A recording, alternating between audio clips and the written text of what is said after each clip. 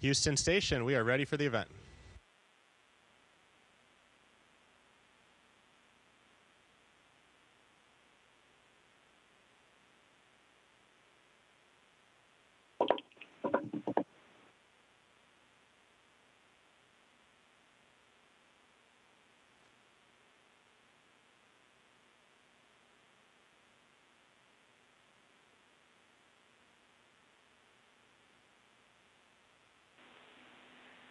Finding Mastery Podcast. This is Mission Control Houston. Please call station for a voice check.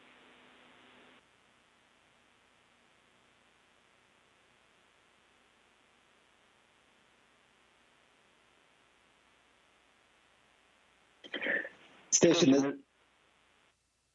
this is Michael Gervais with the Finding Mastery Podcast. How do you hear me?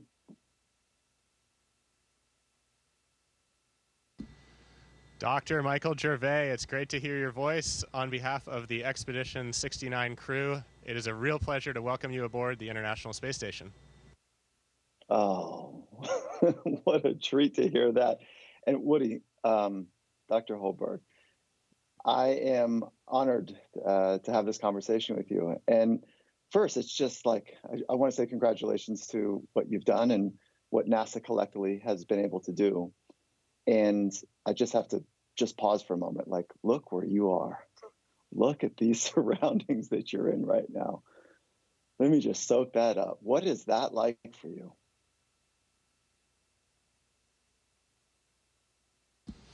Yeah, we're aboard. What you're seeing right now, this is the U.S. lab. This is one of many modules on the U.S. segment of the space station. And it is a little cluttered in here. We've got a fair amount of equipment, computers, cabling.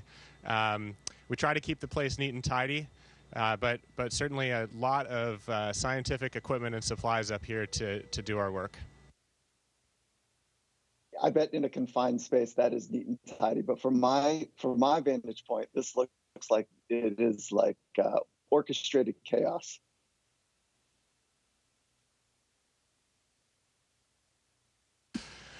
Yeah, it is to some extent, but it's amazing how quickly you start learning where everything is and finding your way around. And I will say we have the most amazing team on the ground that keeps track of everything for us. There's, of course, an inventory management system. So down to the smallest nut and bolt at any time, if you wanted to know where something is on the space station, we can just call down or even look it up ourselves up here. And we've got it all tracked. We've even got some RFID codes. So it's actually really well organized to the point where I sometimes wish that my life on Earth were as organized as this. Amazing. So, Woody, how has your experience thus far matched up against your expectations of being in space?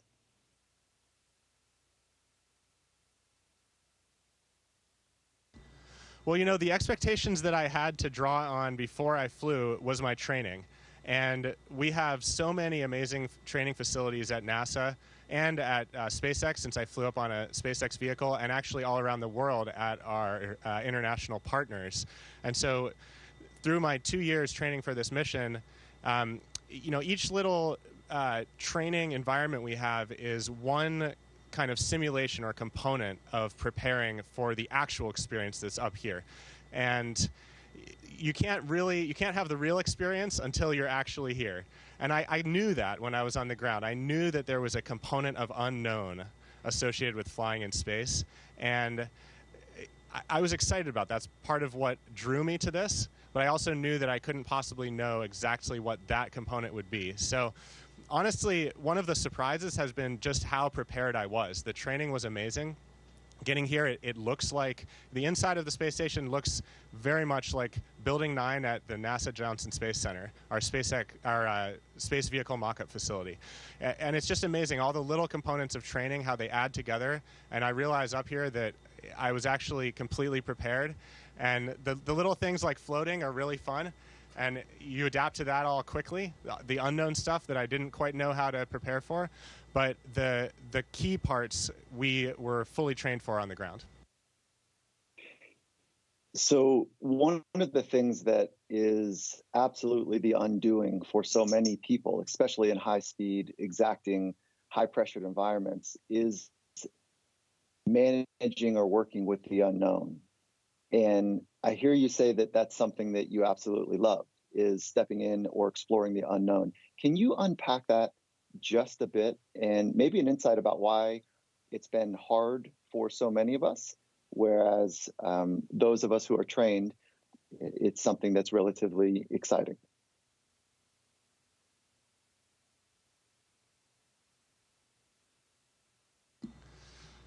I think there's a common thread among people, both up here that are getting to have this amazing experience, and also on the ground, everyone that's contributing to making human space exploration possible. There's this common love for kind of adventure and pushing that boundary and exploring the unknown. And it's a great question. For me personally, I think I sometimes wonder whether there's a tension between preparation and adaptability. And I think space flight is something that requires both of those things. And what I've realized for myself is that, my background, probably the closest analog is big wall rock climbing. But everybody here has similar personal experiences that are relevant to their preparation. And what I've realized is both aspects are so important and are something I just absolutely love. The preparation, getting as ready as we can be to face what we're going to see up here. In my case, that's the training I did for this mission.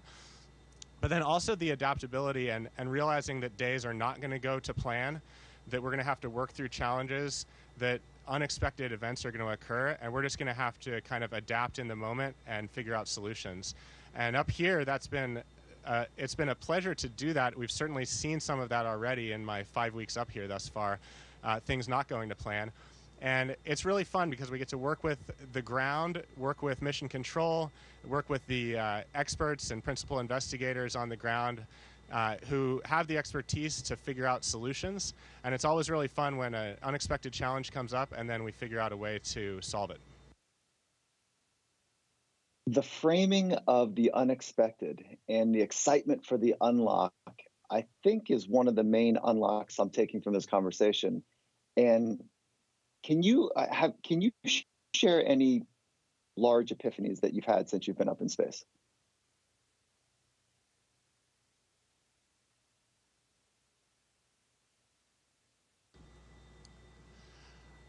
It's funny. It's a hard question. I think looking out the window is probably the closest that I get to an epiphany.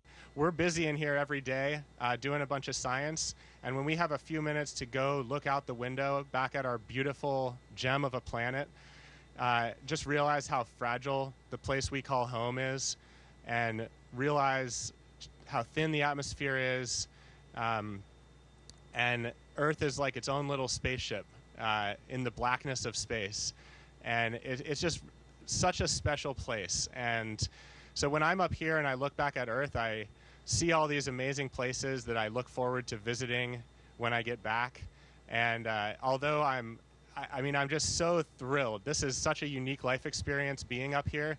And I'm so grateful and honored to have the opportunity to do this and have this experience. But also, I look forward to going home to Earth. And so if there's one epiphany, it's maybe just how precious our planet is.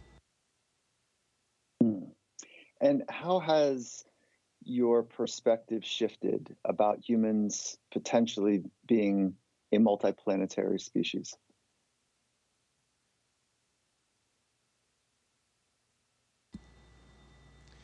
Another interesting question, and we're living in some really exciting times relevant to that question. It's amazing. So I'm here on the International Space Station, and we have had a continuous human presence up here for over 22 years.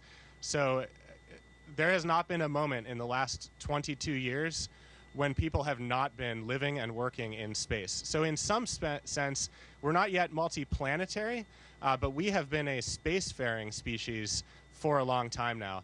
And the International Space Station is such an amazing proving ground for what I see as the next step for NASA and our nation, moving outward into the solar system. And the next big step will be the moon with the Artemis missions.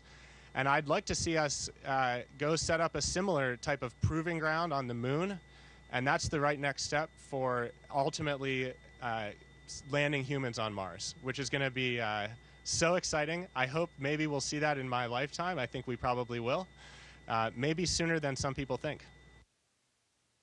That's so exciting. And I know that you've had really limited communication from the International Space Station. If there was one thing that you could tell your friends and family about your experience right now, what would that be?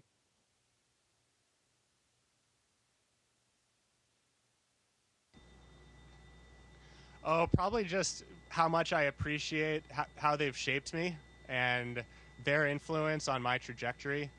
Um, Looking back, it all makes sense in hindsight, and I just see all the amazing contributions and people that believed in me when maybe even I didn't. And I truly wouldn't be here without those people supporting me. Now, earlier you had mentioned that you are looking forward to being back on Earth, and now you're talking about the gratitude and the appreciation of your friends and family and your support teams. And what is it that you miss most about life outside of the people?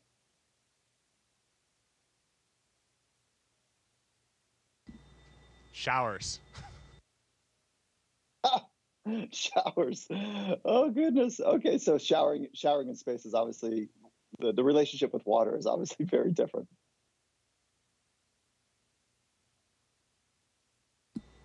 Yeah, water is actually amazing up here. So what you realize, on Earth, water, sort of the way water behaves is dominated by its weight.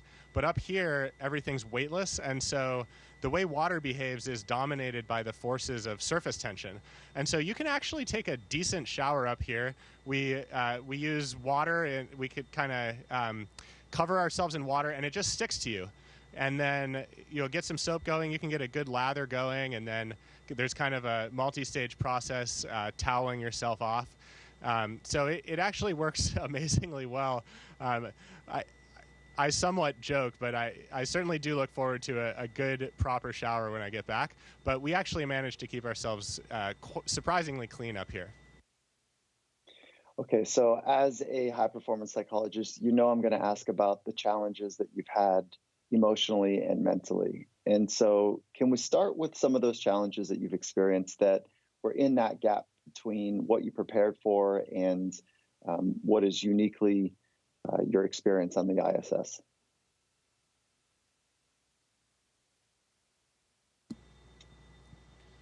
Well, I think the biggest challenge we've had is actually one you may be aware of, and it's one that actually started before I arrived here. And that was a unexpected coolant leak on one of the Soyuz spacecrafts that is docked, or that was actually docked to the International Space Station. And that was my classmate and colleague and ISS crew member Frank Rubio's ride home, along with Sergei and Dima, our two Russian cosmonaut colleagues.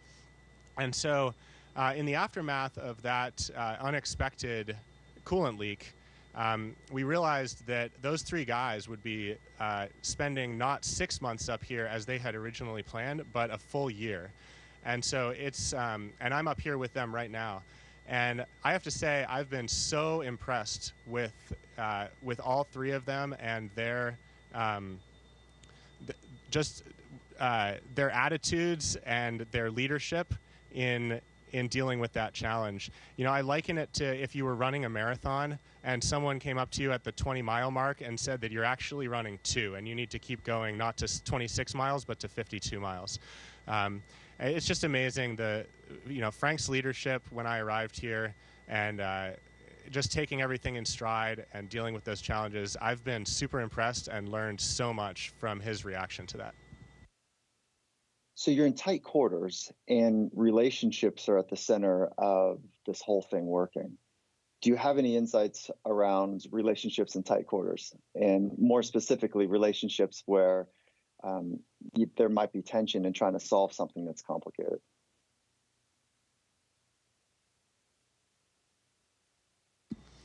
Well, first of all, I am so lucky to have such an amazing crew up here my crewmates are just some of the most amazing people, and they're exactly the people that I would want to be on a long-duration space flight with. And so that's a real pleasure. To answer your question, I think we take a very sort of tactical approach to, the real challenges of being in tight quarters for a long duration for 6 months. We're very direct with one another. When things come up, we try to just address it right away in the moment. We have a culture of debriefing. So when there's a chance to just debrief things or learn from something, we do that.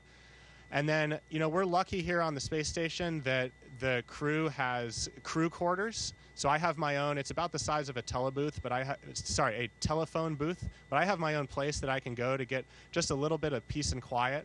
And sometimes just even 5 minutes of just going and maybe just taking a few minutes to yourself is just so valued. And that's one of the really nice sort of design features of the space station, is that we do have a place we can go to get a little bit of privacy. So we're not all kind of just crammed together for 6 months straight, which I think would just naturally be a little more challenging. Do you have an audio track on loop that you're enjoying right now, or a song that you've been vibing with?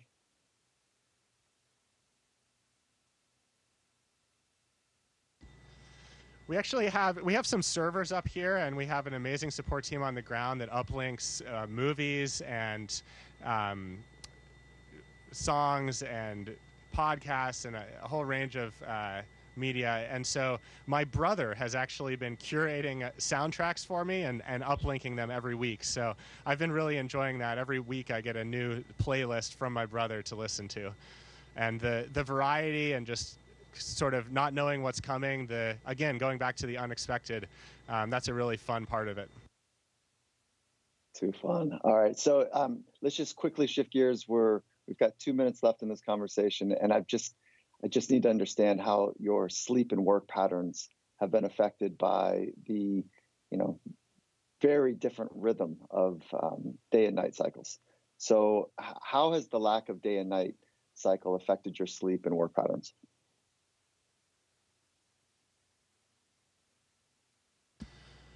We actually we're able to keep things surprisingly normal. So we operate the space station on GMT, Greenwich Mean Time, and we wake up around 6 a.m. GMT. We go to bed around 9 or 10 p.m. GMT.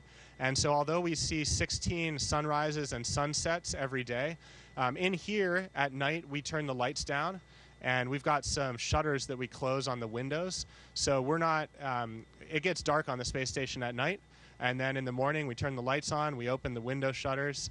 I try to stick my head outside and get a little bit of sunlight if I can. But we just operate a normal 24-hour day-night cycle up here. Woody, you look happy, you look fit, you look like you are an absolute peak performance in all assets of your life. I just want to say thank you for spending this time, and what an honor to see you in the ISS and have this conversation with you. So thank you so much for including us.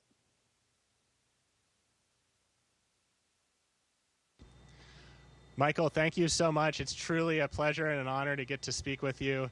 I'm really thrilled to get to be here, and it's just always fun talking with you. So all the best, and this was really fun. Station, this is Houston ACR. That concludes the event.